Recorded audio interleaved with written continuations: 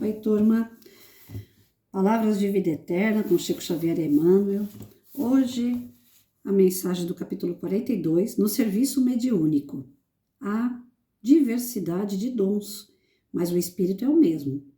Paulo.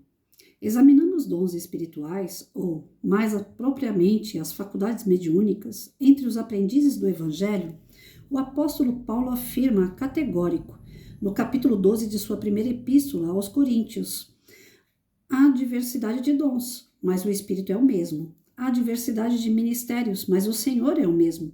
E há diversidade de operações, mas é o mesmo Deus que opera tudo em todos.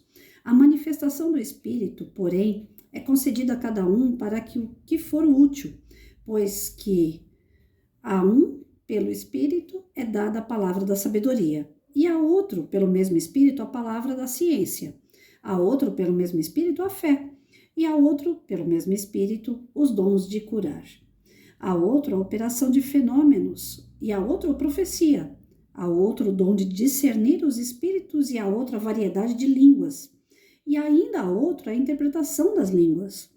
Mas um só, e o mesmo Espírito opera todas essas coisas, repartindo particularmente a cada um como lhe apraz. Parece incrível que explicações tão claras ao redor da mediunidade tenham vindo à luz há 20 séculos, traçando diretrizes e especificando deveres, pela mão firme daquele que se constitui em amigo fiel da gentileza. Qual disse outrora Paulo, relembremos hoje que a mediunidade é cedida a cada um para o que for útil. É por isso que, nos quadros da ação espírita, temos instrumentos mediúnicos para o esclarecimento, para a informação, para o reconforto, para a convicção, para o fenômeno, para o socorro aos enfermos, para as manifestações idiomáticas, para a interpretação e para o discernimento, tanto quanto para numerosas outras peculiaridades de serviço. Entretanto, nós todos, tarefeiros encarnados e desencarnados que procuramos a nossa regeneração do Evangelho, devemos saber que o bem de todos é a luz do Espírito glorioso de Jesus Cristo que precisamos refletir, nesse ou naquele setor do trabalho. Abstenhamos-nos, assim, do contato com as forças que operam a perturbação e a desordem, visíveis ou invisíveis, na certeza de que daremos conta dos dotes mediúnicos com que fomos temporariamente felicitados, porque o Espírito do Senhor, por seus mensageiros, nos aquinhoa com esse ou aquele empréstimo de energias medianímicas a título precário para a nossa própria edificação e segundo as nossas necessidades. Então, no serviço mediúnico, gente, existem tarefas de tudo que é tipo que vocês podem imaginar. E as casas espíritas estão aí para poder fazer os cursos, para fazer as leituras, trazer as palavras, o reconforto, aqueles que vêm às vezes até desequilibrados porque tem uma mediunidade e não sabe trabalhar com ela. Já viram pessoas na rua conversando sozinha? Principalmente os pedintes, né? A gente fala assim, olha lá, o cara é doido, tá falando sozinho. Ele não fala sozinho. Aquele que você acha que tá falando sozinho, ele está falando com alguém, de verdade. Só que nós não enxergamos, porque nós não temos a mediunidade da visão.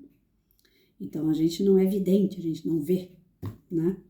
Mas aquela pessoa tá vendo, tá ouvindo, tá sentindo. Então, ao invés de chamar uma pessoa de louca, vamos ter respeito. Só que por que ela sai falando no meio da rua, então? Por que ela não apresenta isso no lugar certo? Se for pedinte, porque tá lá na rua, não tem orientação nenhuma, não tem nem casa. Como é que ele vai saber uma religião para frequentar e desenvolver melhor, disciplinar melhor essa mediunidade? Se for uma pessoa da nossa família, que tem também, aqueles que a gente chama de louco, aí sim, esses tá ali, tá mais na mão da gente poder ajudar. Não que o pedinte não consigamos, sim, a gente também consegue. Se a gente tiver, como que a gente fala? A persistência, se a gente tiver a bondade pura no coração, a gente também consegue os pedintes. Mas os que estão dentro de casa, vamos dar exemplo desses aí. Às vezes dentro de casa você vê uma criança falando, mãe, o Joãozinho tá conversando comigo aqui, ele tá me pedindo um pirulito.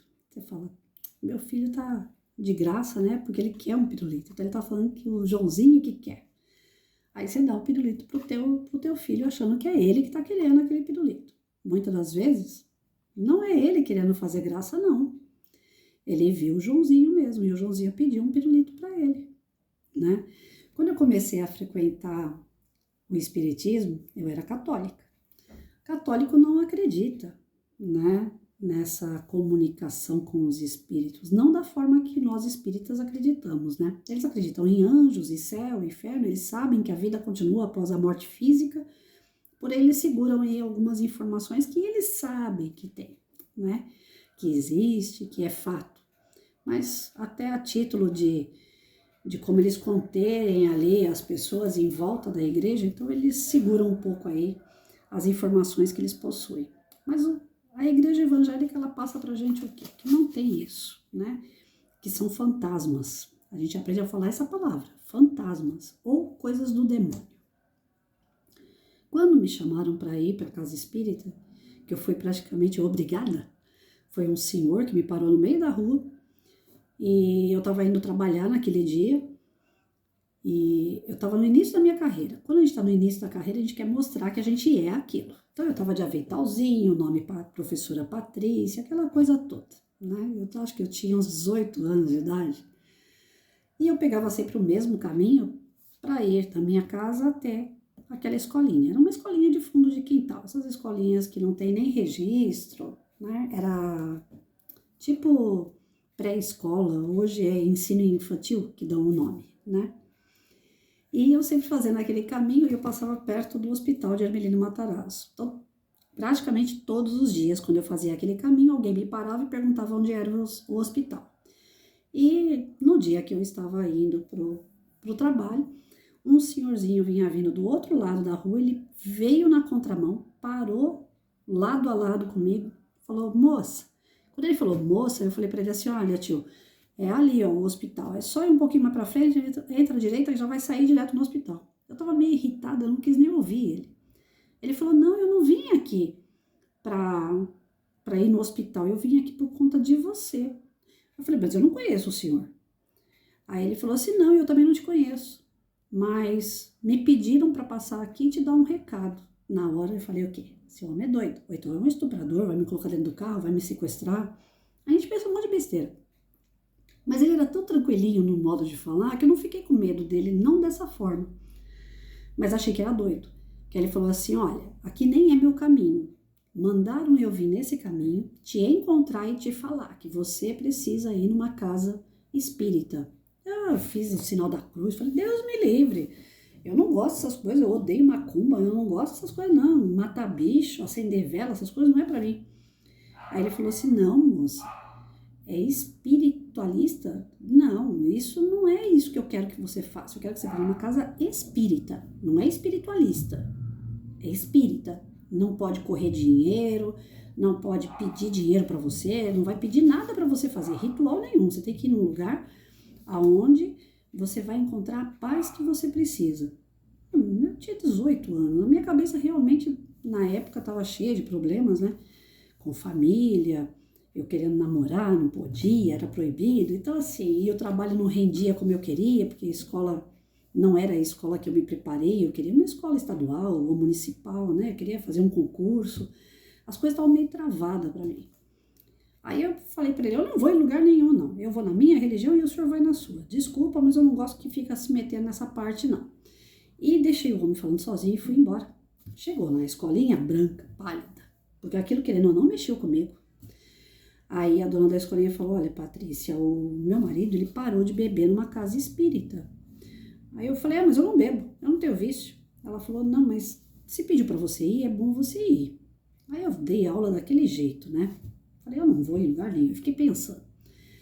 Aí cheguei em casa, falei para minha mãe, que era católica roxa, não muito praticante, mas roxa, né? Tinha que ler terço todo dia, aquela coisa. Aí falei pra minha mãe, falei, mãe, aconteceu isso, isso e isso. Minha mãe, roxa, virou pra mim e falou assim, se mandou ir, você vai. Eu falei, mas eu não sou católica, você não me colocou na católica, você não vai levantar a bandeira da católica? Ela falou assim, eu amo a católica, eu fui criada dentro da católica, mas se mandou você ir, você vai. Eu falei, ai meu Deus, o que eu vou fazer numa casa espírita, gente? Aí tinha um tio que tinha ido numa casa espírita, que tinha parado de beber numa casa espírita, parece brincadeira. Aí eu fui com meu tio. Primeiro dia que eu cheguei na casa espírita, na Vila Formosa, eu odiei, porque você sai da católica, que tem quermesse, que tem farra, que é um senta, levanta, é aquele agito danado, para ir para uma casa espírita, ficar sentada por 1 hora, ouvindo uma senhorinha toda corcunda, baixinha, falando baixo, calmo, sobre o evangelho que eu não entendia nada, apesar de ser católica.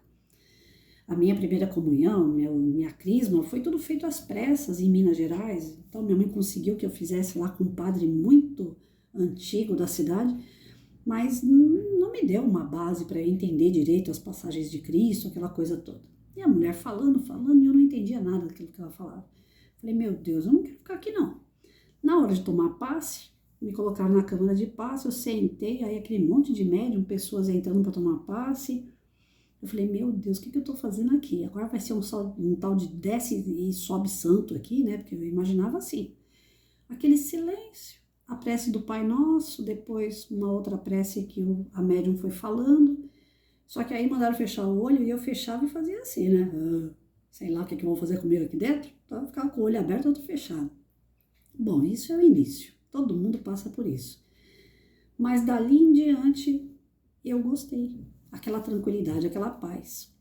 Mas eu não queria ir. Ainda assim, eu preferia a bagunça lá, que era a nossa turma lá na Católica. Dos 18 anos, a gente tinha a nossa turminha, né? Então, terminava a missa, essas coisas, a gente ficava tudo lá nas barraquinhas. Sempre tinha umas barraquinhas na frente da igreja. Bom, enfim, não tinha nada disso no centro espírita. Aí, faltava, acho que umas 3 semanas para concluir o tratamento que eles me colocaram. Nisso, a gente mudou de casa. Aí eu fui para um outro lugar onde não tinha um centro espírita por perto. Falei, ai, agora eu volto para a católica. Chega, né? Morreu uma vizinha. No dia do enterro da vizinha, minha mãe viu uma senhora fazendo uma prece completamente diferente, porque o espírito tem uma prece, né? Não que ele seja melhor, mas ele tem uma prece mais bem preparada para aqueles momentos ali, né? E aí minha mãe falou, essa mulher não é católica. Aí bateu nas costas dessa senhorinha e falou assim, Dona Maria, a senhora mora perto da casa onde eu mudei. Tem algum centro espírita lá perto? Que a senhora, pelo jeito, é espírita, né? Essa senhora falou, sou sim, minha filha, tem um no final da rua. Falei, pronto, lá vou eu de novo para casa espírita. Me mandaram para casa espírita e eu fui. Cheguei lá, peguei um palestrante que falava um monte de coisa ao mesmo tempo, era engraçado, era sério, e aquilo me chamou a atenção. Falei, passei no atendimento fraterno, aí falaram para mim assim, lê o Livro dos Espíritos. Essa história eu já contei do Livro dos Espíritos. A senhorinha mandava eu ler, eu lia uma semana corrida, ia lá e devolvia o livro, ela falava assim, mas já? Mais de 1000 perguntas e respostas esse livro e você já leu tudo, e eu já. E cada vez que eu ia entregar, ela falava, leva de novo, lê outra vez. E nisso eu fui entendendo que o Livro dos Espíritos era um livro de estudo, não era um livro para você ler corrido e devolver. E confesso, eu tenho desde os meus 18 até hoje, com 51, eu frequento a doutrina e não sei 1% do que tem naquele livro, porque a gente lê e é complexo, é difícil. Tem coisas que você lê e entende na hora, tem coisas que não, que você fica matutando. Ontem eu fiz o estudo do Livro dos Espíritos, aí caiu na inteligência ou intuição, né? Inteligência e intuição. Eu achava que, intuição não, instinto, desculpa, inteligência e instinto. Eu achava que instinto era uma fase, né? Um período. Então o homem começou lá na época lá das cavernas e agia por instinto. Acabou aquela parte do instinto, aí começa a vir a inteligência. Aí ontem, na hora que eu fui ler, não, o instinto permanece no homem mesmo quando ele desenvolve a inteligência. É uma coisa que eu não sabia. Uma coisa que aparentemente é tão simples, mas não tinha entrado na minha cabeça. E eu já li um monte de vezes, agora entrou. Por isso que às vezes a gente tem aquela coisa assim, eu não vou entrar nessa rua aqui, porque tá parecendo que tá perigosa, eu vou naquela. É o tal do instinto de proteção que a gente tem, né? Então, e esse instinto, ele tá muito ligado à mediunidade que a gente tem.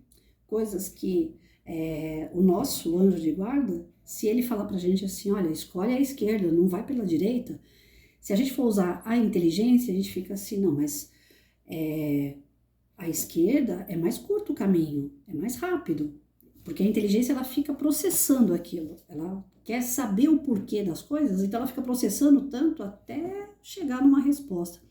O instinto não. Aí vem o nosso anjo de guarda e fala assim, vai para a esquerda. E o teu instinto fala, não, hoje eu tenho que ir por aqui. Olha só como é que é interessante essas coisas. E o livro dos Espíritos tem isso. E eu não passou batido. Esses anos todos, para mim, eram ciclos que se fechavam. A parte do instinto fecha e começa a inteligência. Porque o animal, eu tenho um Mike, meu cachorro, ele age por instinto. Se eu vou colocar comida para ele, aquela que vem com meladinho junto, que é um sachê, se eu coloco aquela que é seca, ele nem chega perto. Mas se eu tô com o sachê na mão, não cheira aquilo lá, é fechado. Dizem que cachorro não enxerga como a gente. Mas eu acredito que por ele saber que aquele sachê, toda vez que eu abro, vem aquele meladinho na comida dele, que eu acho que é o instinto, né? Ele corre lá para a panela e me dá trabalho para eu colocar. Porque ele fica enfiando o bicão dele na panelinha dele, né? No pratinho dele. Então, eu percebo que o Mike, como cachorro, ele age por instinto. E às vezes eu converso com Deus, né? Eu acho que eu sou meio doida nesse ponto, porque eu falo, Senhor, não pode ser só instinto. Tem hora que o cachorro não parece agir só por instinto. É incrível quando você fala o nome dele e ele te olha. Ele sabe qual é o nome dele.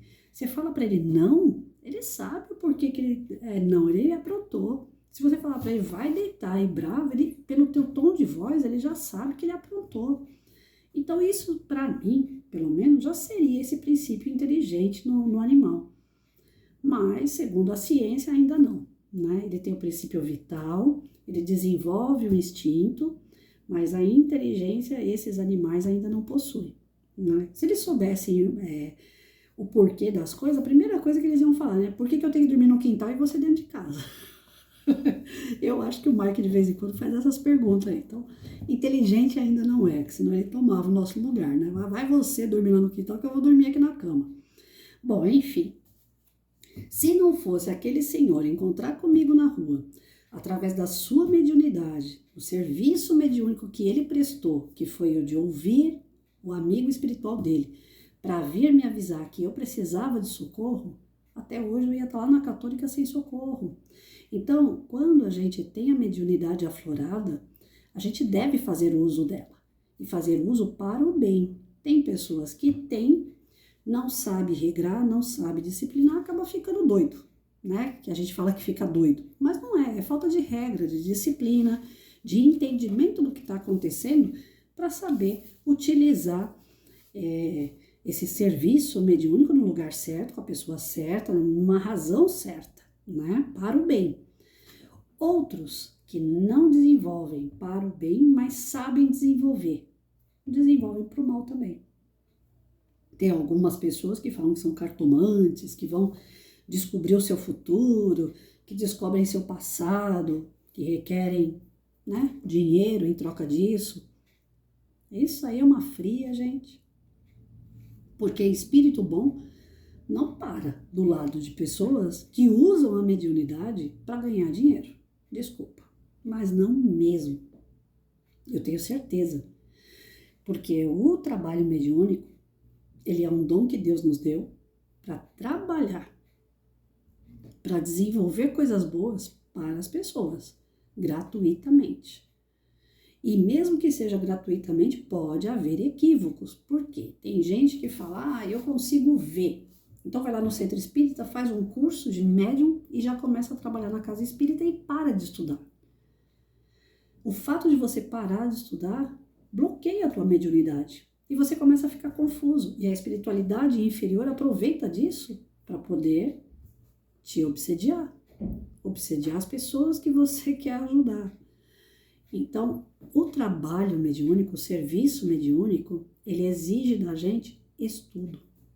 Chico Xavier, quando falava que estava cansado, que não estava aguentando mais, que ele estava doente, o Emmanuel chegava perto dele e falava, disciplina, Chico, disciplina, disciplina, né?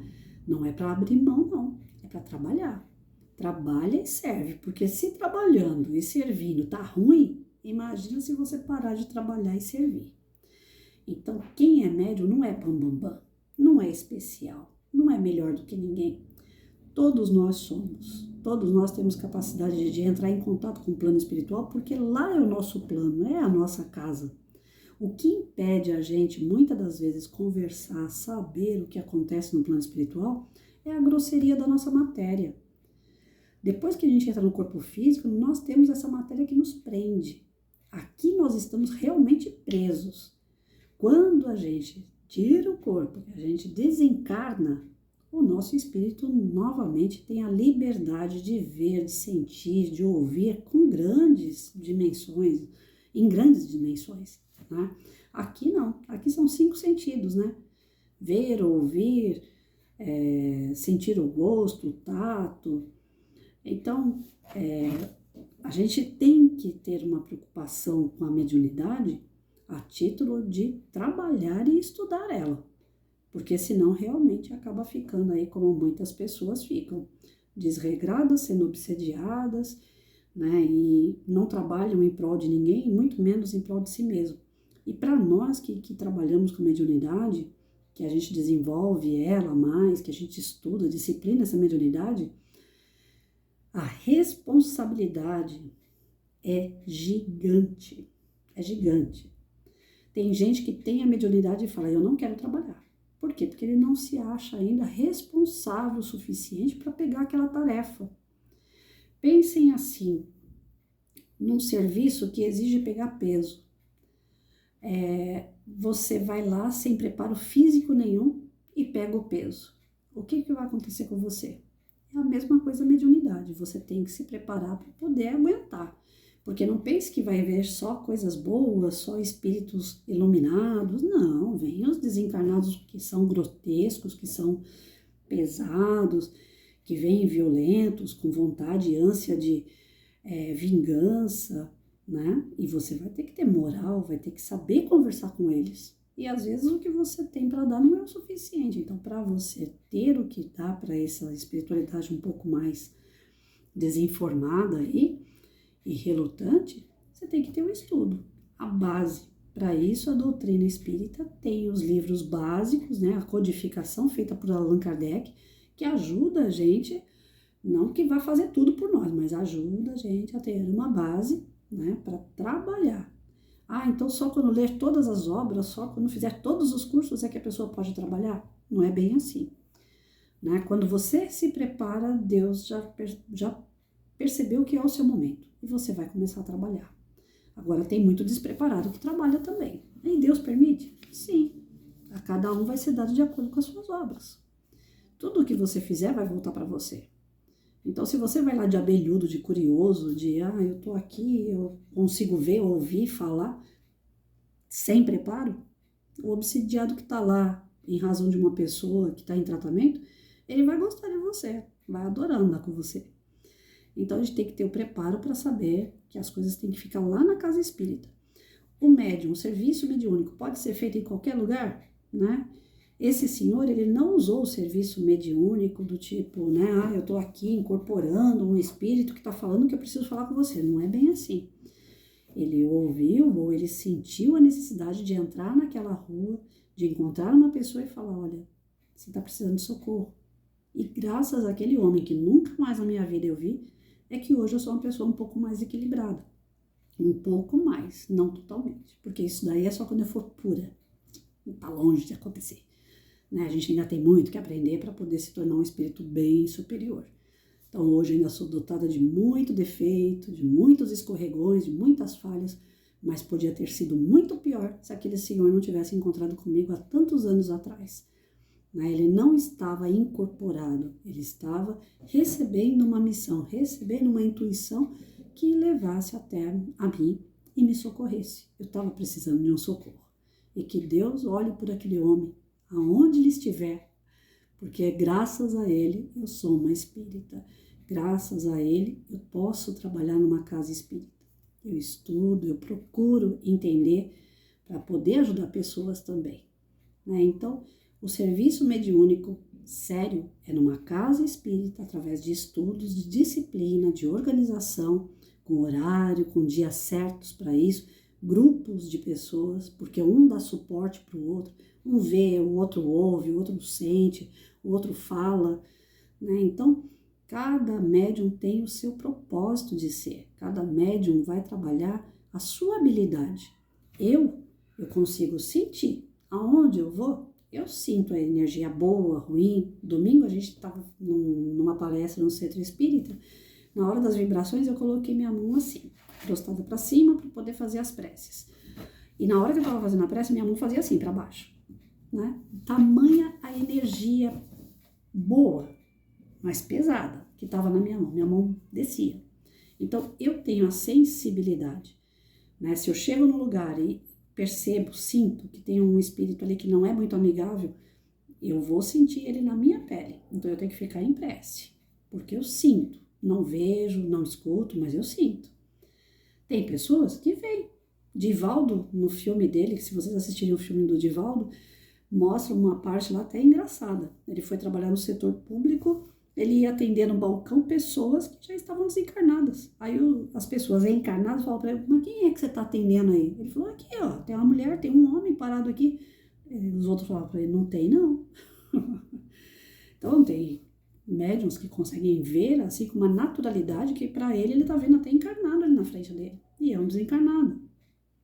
Tem outros que ouvem perfeitamente, como se estivesse soprando no ouvido dele, né? Então, tem cada serviço mediúnico, ele é de uma forma diferente. E precisa disso numa equipe, quando se trabalha num centro espírita, porque para confirmar, né? O que cada um tá vendo, tá ouvindo, tá falando, para ajudar um ao outro. Se todo mundo fosse igual ali, o trabalho ia ficar incompleto, tá bom?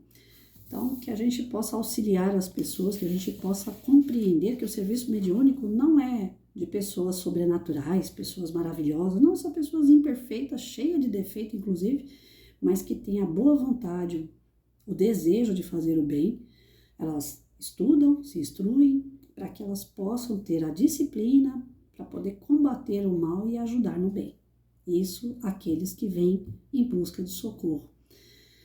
Porque a gente só pode ajudar quem quer ajuda, né? E o trabalho mediúnico está aí para fortalecer alguns elos, para poder ajudar as pessoas a saírem aí das dificuldades que elas mesmo criam, né? Principalmente em relação a outros, né? Normalmente, os obsessores, eles obsediam pessoas que na outra vida ou nessa causaram danos. Então, o médium ajuda muito. Médium, ele fica bem no meio dessa situação, né? Tentando conciliar ambas as partes. É mais ou menos um psicólogo do além, aí vamos dizer assim. A gente ajuda essa turminha que está do outro lado e ajuda o encarnado, porque a partir do momento que não tem mais o obsessor, o encarnado pode trabalhar melhor, viver melhor, ter melhor saúde, né? É muito importante o trabalho que um médium faz. Pena que tem gente que não leva a sério. E a gente tem que tomar cuidado com isso, tá bom? Que esses trabalhos sejam propagados de uma maneira natural. Não como se, ai, nossa, o cara faz isso. Não. Mas como se fosse algo natural. Ouvir, falar, ver, não é uma coisa natural? Então, o médium também tem um pouquinho mais de sensibilidade para as coisas. É natural. Não tem nada de sobrenatural. E deve ser usado para o bem. Foi para isso que Deus deu essa condição para a gente. Todos podem, mas nem todos querem. Então, aquele que não quer, fica fora. Mas todos nós podemos fazer isso, viu? Não tem nada de extraordinário, não. Fiquem com Deus.